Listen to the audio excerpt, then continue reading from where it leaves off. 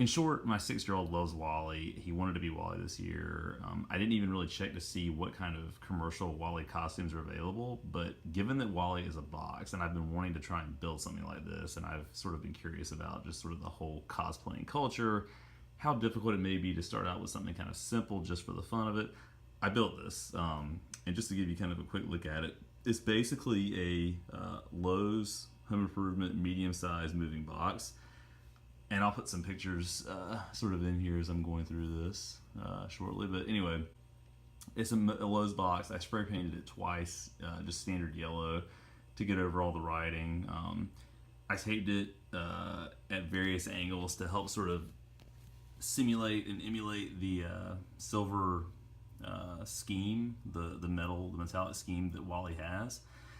And so once I had that base foundation done, I actually bought some weather stripping, so you can see it right here, just to kind of simulate the inlay of how his arms move around. So obviously the arms are a little bit off center. I didn't get that exactly right, but kind of a cool effect. I used the weather stripping also to frame sort of the solar charge panel, which again, could use some refinement. I didn't have a whole lot of time left sort of in October when I was making this. It's weather stripping again, and you can see the hot glue that's holding it together. But what I also bought were some clear kind of translucent sheets that you can get on Amazon that project light. So you can see these little flashlights here, which you can turn on and off obviously, and I sort of fasten those underneath it.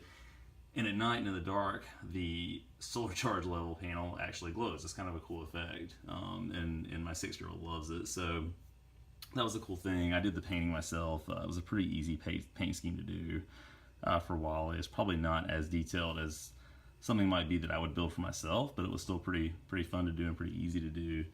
The arms, you can kind of see here, are actually really cheap lightsabers, just the ones that sort of telescope out, extend out, that I sawed off and hot glued and then spray painted silver to give it that metallic effect. The panel guards on the arms were painted black, and then I used duct tape to sort of get them sort of in line where they needed to be. The hands are just pieces of cardboard that were folded and painted. And really, you can see it, all this is held together by zip ties. So if I turn this over, you can sort of see how that's set up. And even the tracks on the sides are held together by zip ties, which I kind of covered over with duct tape as best I could to kind of hide the connectors there. But it actually made for a really sort of solid construction. It's heavier than I thought it would be, and I was worried he wouldn't be able to walk around with it. But he is actually able to do that, which is kind of a cool thing. So the tracks are cardboard from the soda. So if you go to the grocery store, for example, and buy one of those long cases of Coca-Cola, it's just the cardboard from that, extracted out, folded over, duct taped together, painted to give it that track effect. And then I actually used a single piece of cardboard to make the gears and paint those and sort of fasten those on. Also, just to kind of show you the head, so Wally's head, this was the most difficult part. I had to find a way to get this on our son's head, and I kind of did it after the fact. We found one of his hats that he likes to wear a lot, just a cheap hat from Bass Pro Shops.